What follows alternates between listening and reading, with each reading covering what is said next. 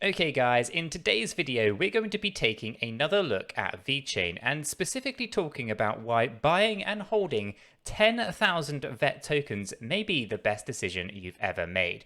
During this video we're going to go through what VeChain is, some of the fantastic use cases that VeChain has and partnerships, talk a little bit around some of the solutions that VeChain has obviously created, and talk about the actual technology and how it goes a little bit further beyond just blockchain. We'll obviously talk about the tokenomics and why we feel that 10,000 tokens might be a small number today, but a huge number in 10 years from now. Guys, as we get into it, if you find this video useful and informative, do go ahead and hit that like button. I really appreciate that. If you're new, do make sure that you have subscribed, tap the bell, hit on all notifications, and you won't miss another video. Guys, let's get into a little bit of VeChain. So to start things off, we're just going to talk about what VeChain is from a top level. So obviously, VeChain is a leading blockchain application platform driven by enterprise adoption. Ultimately, they've been targeting enterprises globally around the world. There's lots of FUD out there saying that they are centrally managed or controlled via China. Unfortunately, that kind of FUD that is out there, it isn't actually true at all. This is truly global, and we're hopefully going to demonstrate that when we start talking through some of the things that are going on here with VeChain. VeChain actually started out on the Ethereum network. Unfortunately, they had to part ways. This is only really because the limitations of the Ethereum network. They set up their own blockchain, and it was a dual token system. You have the VET token, the one that was the main investment or the main cryptocurrency, or the currency for the blockchain. Then you have the energy or the gas token, which is V4. Now, V4 is earned by basically holding your VET tokens in a wallet. Okay, so every time that you hold your VET, you earn V4. Okay, and then you can use that V4 on the network to pay for transactions, etc. Now, this is an important concept we have to kind of get out of the way right now. Ultimately, this, again, as we just said, is an enterprise blockchain. It's designed for enterprises globally, and we're going to go through some of those partnerships that they currently already have and the people who are currently already using the VeChain 4 blockchain. Knowing that you have to hold VET in order to earn V4 is a crucial element of what is going on here with VeChain and why this thing has such explosive potential in the future. So obviously it started on Ethereum, didn't really work out. Ultimately, there were so many limitations with scalability. They needed something a bit more robust, didn't have these fluctuations with gas fees, etc. So they set up their own chain. We had the dual token system, we have the currency, VET, and we have the gas token, V4. Very important. Now, obviously, the system was designed initially to talk all around supply chain, okay? And so we're going to go through a bit of a journey on what's been going on and ultimately how things have arrived where they are today. So we're going to kick things off with this one here. Ultimately, this is actually a supplychaindigital.com, and this is a piece that they've talking about basically how VeChain technology is changing the supply chain industry. Okay, it's about a 2-minute read. It's not too much. I'm not going to go through the technology, but one of the things I do want to kind of call out on here is the advantages of using VeChain over other cryptocurrency technologies. So in addition to combining centralization with decentralization, VeChain has several other desirable advantages to help the supply chain industry.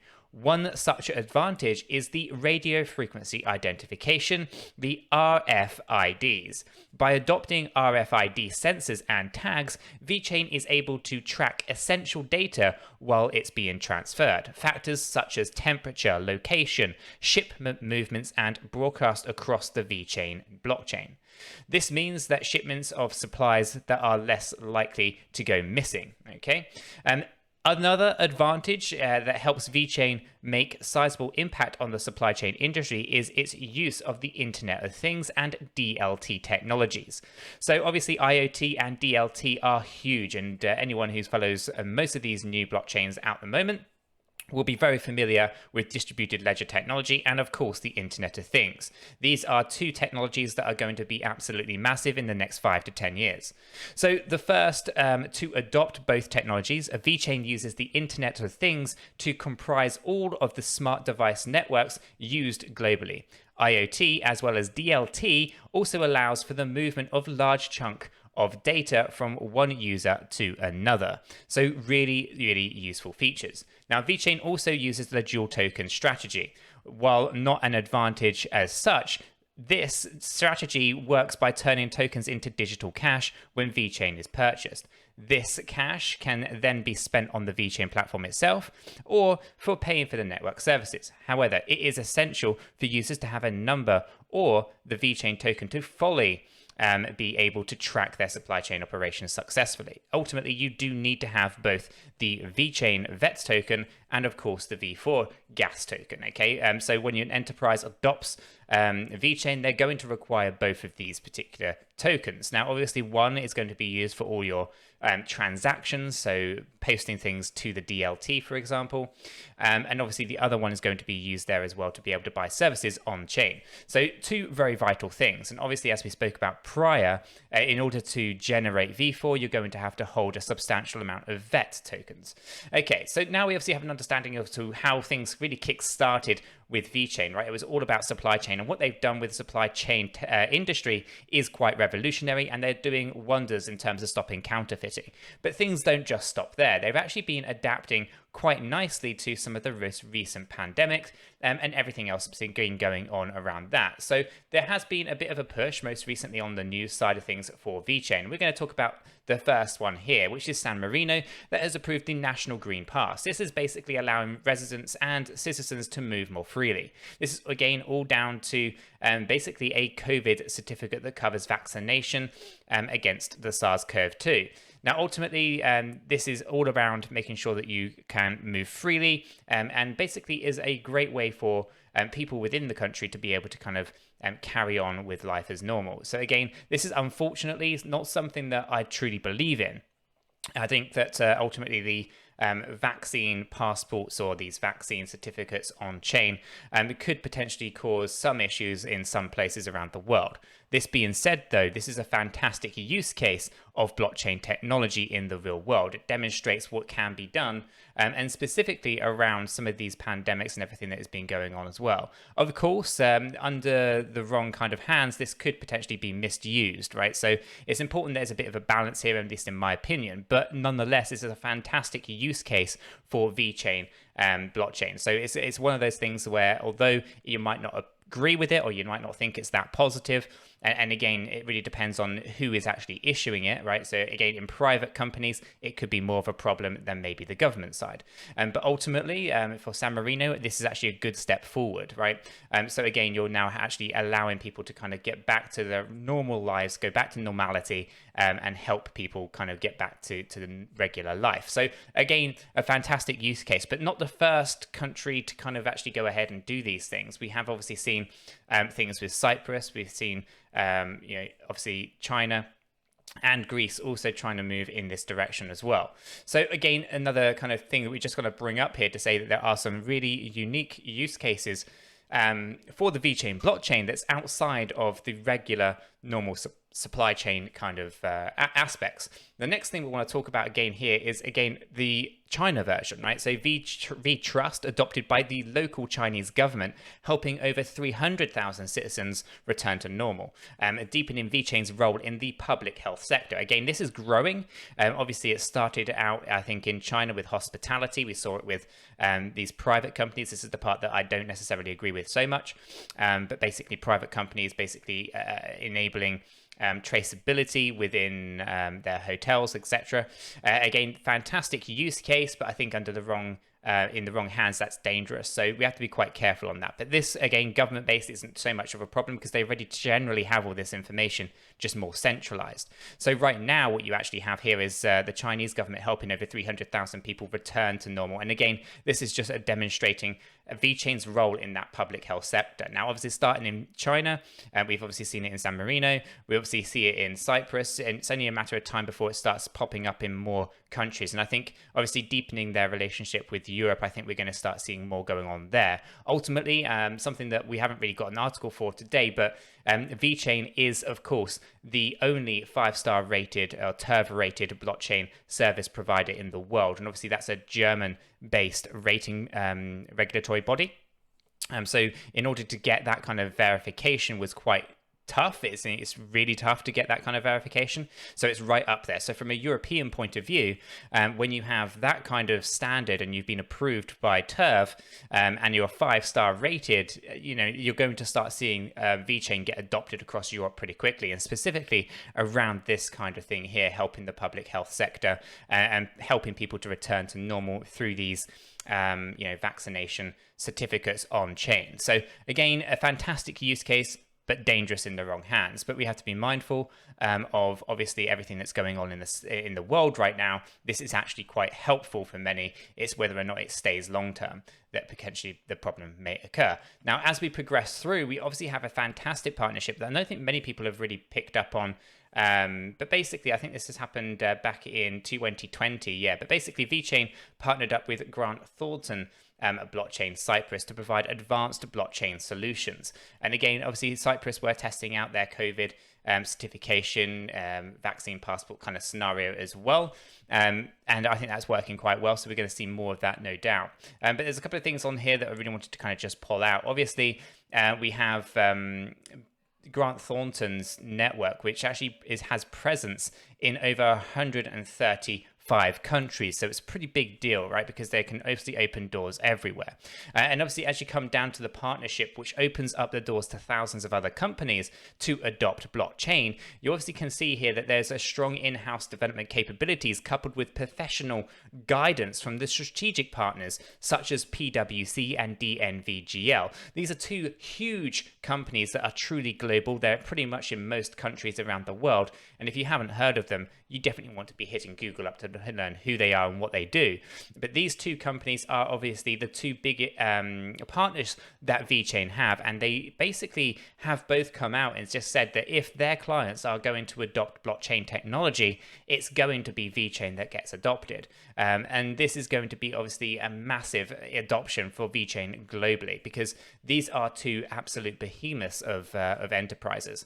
So VeChain obviously has established partnerships with many leading enterprises across various industries and continued to continuously improve the adoption of its one-stop data BaaS platform, the VeChain toolchain. And again, that VeChain toolchain is something that doesn't get spoken about enough. VeChain toolchain is what helped Walmart China on board in just a few weeks rather than several months. This is a toolkit that really helps enterprises basically on board onto VeChain without the need of a lot of technical expertise. This makes it very, very quick and very efficient on onboarding new enterprises on chain. So obviously what you saw with Walmart China is an example of what can be done with the VeChain toolchain. And again, that technology is absolutely fantastic.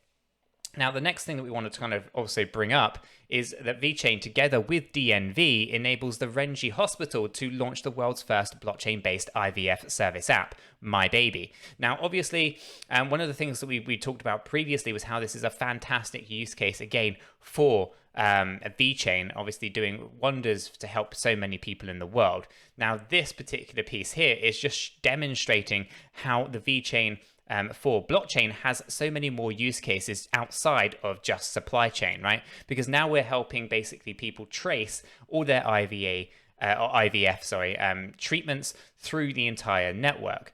And again, this is fantastic, and I think this is going to be really helpful for so many. So obviously, starting in the Renji Hospital, I wouldn't be surprised if this does not get adopted in many more places going further forward. So you get that full traceability. I think there's about 400,000 outpatients each year, and this is going to really be helping those people. I think the IVF market in China is expected to exceed about $2.8 billion by 2025. So this has some huge potential to continue the growth of VeChain, but obviously to help people in doing so as well. This is absolutely huge news. It might seem really small right now, but I think this is going to grow ever so more. And you can see that VeChain is really starting to embed in the healthcare sector really, really well. And obviously we have the supply chain one. They've kind of ticked that box. It's been done. They're going into healthcare in a really heavy way, really helping people to return back to normal from the pandemic. And obviously here with IVF and the 𝗦𝗐𝗍𝗐 app is absolutely massive in itself as well. So you can kind of see that they're ticking off quite a few boxes. Now, VeChain themselves have also come out. They're looking to get into DeFi. They are looking to get into the entertainment industry as well. So you can see that it's just ticking one off after another. And this is going to be something that's going to be continued, right? Over the last several years, we've seen VeChain just continuously grow, build huge relationships with many enterprises around the world, and they continue to develop their chain. So again, we're seeing some fantastic things going on right now. And I think that the future is very, very bright. Now, the last thing I want to kind of talk about, or the last couple things that I want to talk about before we get into a bit more of the tokenomics side, is that BMW also actually were, not to say partnered up, but I think partnership's probably the wrong kind of word, but they basically, along with VeChain, created a application for being able to trace the car mileage on the VeChain 4 blockchain. But again, this could scope much further beyond that. So it's, again, above and beyond just mileage, but you could potentially add every single car or component of a car to the chain. And therefore, when a car potentially gets stolen, every part of that car is traceable, right? So this particular application is something that I think is going to grow and evolve over time, but as absolutely massive. So again, at the moment, you're seeing it being used by BMW. You're seeing, again, there's relationships with Renault. And I think there's going to be many other car dealers that are basically going to, or manufacturers that are basically going to continue to grow this sector. And you're going to see the automotive industry also ticked by VeChain. And again, there are some huge partnerships with VeChain in the automotive industry, specifically in China, but I'm just pulling out the ones that are in France, the ones that are in Germany, because obviously there's FUD that's out there saying that it is centralized in China. And obviously there's a lot of partnerships there. They're based in Singapore. So ultimately it's easier for them to build those relationships closer to home. However, the relationships are much further abroad than just that. So VeChain is obviously partnered up here with BMW, Renault obviously, in building up the automotive industry and the use cases around blockchain technology here. Now, obviously, you can go over to BMW's website and they go into all of the various different use cases that they actually have scoped out. And again, we did this on a previous video, so do check that one out if you want to know more about what's going on there. We called it sorting fact from fiction. Now, go check that one out. Now, the other thing that I want to talk about is 𝗕𝗘𝗪𝗔𝗥𝗘. So this is a US-based seafood company that's also partnered up with VeChain. And again, they're basically helping the sustainability and traceability of the seafood. So it's a known problem with seafood to know generally where things are, where they came from, the conditions that it's being kept in, all of those kind of good things. And ultimately what you have here is the use of the VeChain toolchain to really help put in solid data about knowing where that seafood has come from. And again, this is something that you're seeing within the food sector and in food industry that I think is going to grow, because again, you have the very similar problem as VeChain have done prior, talking about wine and making sure that all the wine is traceable, because ultimately a lot of that stuff is potentially quite hazardous. Lots of knockoff wine out there in the world that actually is potentially really harmful to your health. So ultimately, there's a lot of stuff going on with VeChain to really cut out that counterfeiting. So here you have known seafood, again, helping with the traceability of knowing where your seafood has come from, making sure it's immutable, added to the chain, all that kind of good stuff. But you can see here another sector that VeChain are really trying to tackle. You have it obviously with wines, and we obviously have it with seafood. I think we're going to have this across many different farms eventually in the future as well, where we're able to track and trace absolutely every element of the food that goes into the supermarkets, right, and being able to have that full traceability. So this is another fantastic thing. And again, I've deliberately chosen no seafood here, because it's obviously in the US and not centralized in China. I've deliberately chosen to pull a few things out here that demonstrate that actually it is not, as people say, centralized in China. Now, the next thing, obviously, to talk about the solutions that VeChain is currently covering, right? We obviously have the digital carbon ecosystem solution.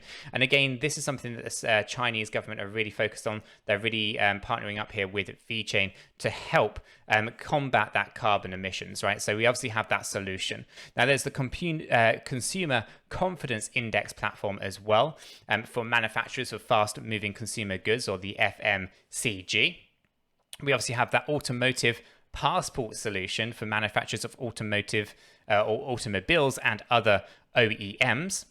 So absolutely massive. Obviously, we called out BMW but there are many others to worth kind of digging into there. We also have the retail solutions for manufacturers of high value retail products, so Louis Vuitton, for example. There's many luxury brands that are already utilizing VeChain, and ultimately this is counterfeiting basically becomes non-existent at this point because it's either on chain or it's not on chain. So again, retail solutions are fantastic when it comes to VeChains and making sure that everything has that authenticity about it. We also have those logistics solutions. Again, we spoke about this at the beginning, obviously how VeChain is transforming the supply chain sector, and obviously in that obviously is logistics as well. There's obviously liquefied natural gas solutions. There are digital content distribution solutions, electronic document deposit solutions for enterprises and governments. Okay, so VeChain has developed a document management solution that verifies digitalized certificates, licenses, and contracts stored on the VeChain 4 blockchain. The system eliminates the malicious act of counterfeiting paper-based certificates, bills, contracts, deeds, and other administrative documents for governments and financial service providers. Now, what's really interesting about this solution is how VeChain were openly talking about a few months ago, probably about a year ago now, about how we're going to eventually start seeing tokenization of other assets. That might be fine art, it might also be real estate, and real estate is a really interesting thing that we're starting to see actually get tokenized across some other chains, and I think that ultimately VeChain will also go after that real estate market in the future as well. And if they do that, that's going to be a huge chunk, specifically if you just think about their relationships with China.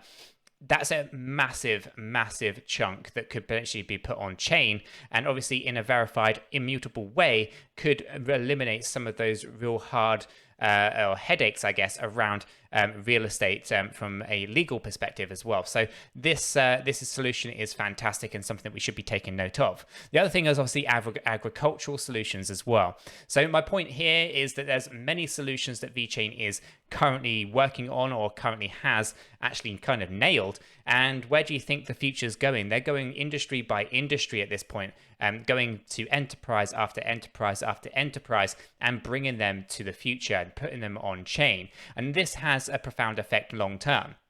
And I'm going to get into that in just a moment. The other thing we want to talk about before we talk about the tokenomics and why 10,000 VET tokens might be the best decision you've made is to talk about VeChain beyond the blockchain.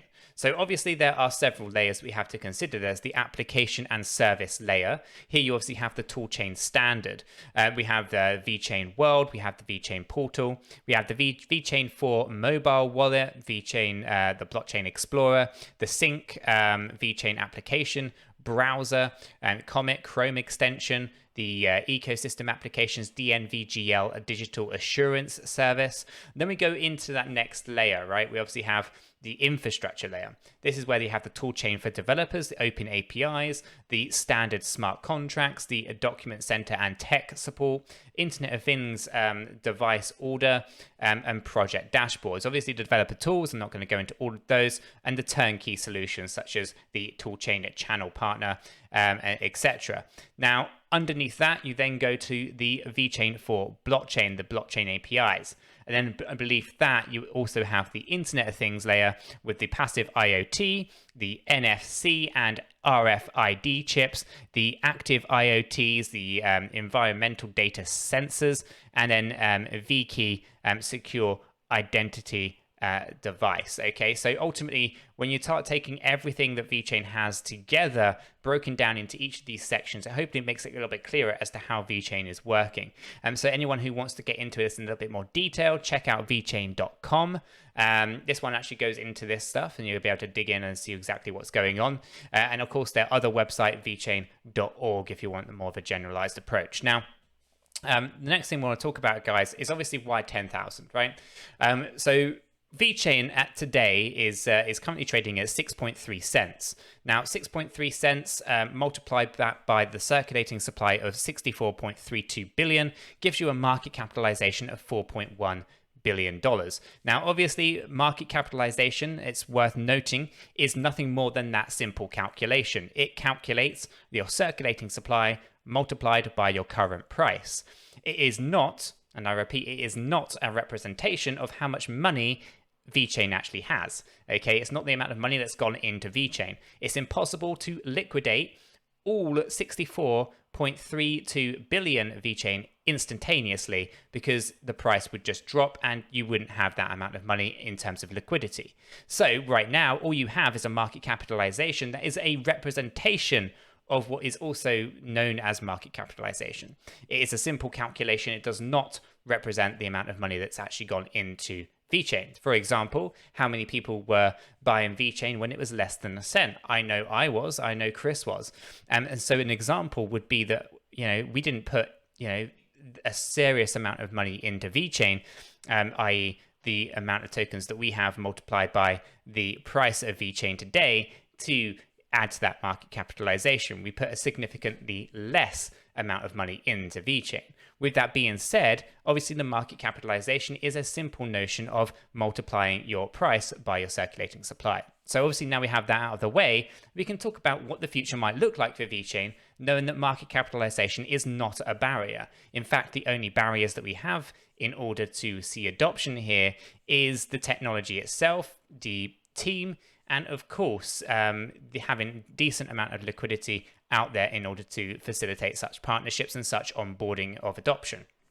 So let's talk about that 10,000. 10,000 tokens today, it is not going to break the bank to get there. At least it shouldn't do for most people. And again, if it is something that you want to be working towards, you can dollar cost average those positions during the course of the next few years, at least in my opinion. I think that 10,000 tokens is something that you're going to be able to achieve this year going into the bear market in 2022, 2023, before things really heat up again in 2024 and 2025. So obviously we're looking at 10,000. We're looking at 10,000 because ultimately 10,000 tokens should be accomplishable for many people. It's not a scary number like 100,000 or 200,000 or 1 million VeChain tokens. But 10,000 is something that should have a decent amount of investment going into it, but also something that could turn into a serious investment further down the line. So we're going to talk about that dual token system, and this is really important. We obviously mentioned it at the beginning of the video, but VeChain's dual token system obviously has many purposes. The gas token obviously means that you can have predictable costs when transacting on chain. So that for enterprises is absolutely crucial. The currency obviously helps buy services on chain, but also has that notion of being able to earn V4, which is the gas token needed to facilitate transactions on chain. So when we onboard a new enterprise onto the VeChain ecosystem, that enterprise is more than likely going to hold a significant portion of VET tokens. By holding that significant portion of VET tokens, they will be earning the V4 required to make the transactions to utilize the network. This is crucial because it means that ultimately they're going to take out of circulating supply a certain portion of VET. This also means that they're not going to have to continuously buy V4 to use the network. Instead, they'll use the V4 that is generated simply by holding the VET token. And again, if they need to actually buy services on chain, they have the VET there ready to do so. So as we talk about the future and we talk about the next 5 to 10 years, and we have the understanding that enterprises from a business, a fundamental basic business model, you're going to buy and hold VeChain, then ultimately the more businesses that are on board, the less and the lower the circulating supply becomes. Therefore, during the next kind of bull runs, the next 1 to 2 bull runs, we're going to see a significant demand and yet a dwindling supply of VET. So right now, when we see VeChain at these kind of levels, even though our expectations are that VeChain will eventually rise to $1 during this cycle, it will have a significant pullback and will be able to be picked up at a reasonable price once again. This being done, of course, and out of the way, we'll start seeing the supply of VeChain dwindle down as more enterprises on board, as we have new partnerships, as we have had previously.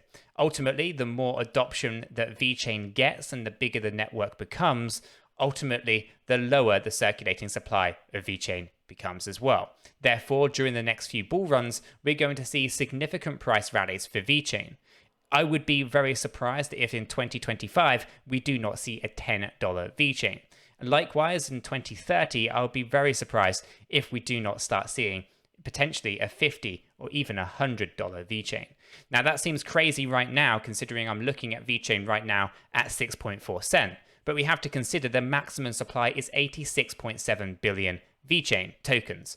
This being done and said, if we onboard huge enterprises, then we could start to see such a dwindling supply of VeChain that the price will generally just explode. And again, as I said, that market capitalization is completely irrelevant because all it really comes down to is supply and demand. So I think that holding and for the long term, at least 10,000 VeChain tokens is something that I think many people are going to want to do and potentially see their investment in the next 10 years become potentially retirement money. Hopefully, guys, you have found this video useful and informative. If you have, then do go ahead and hit that like button. I really do appreciate it. If you're new, make sure you've subscribed, hit the bell and tap on all, and you will never miss another video. Guys, with this said, done, and out of the way, I hope everyone has a fantastic day, and I'll catch you all in the next one.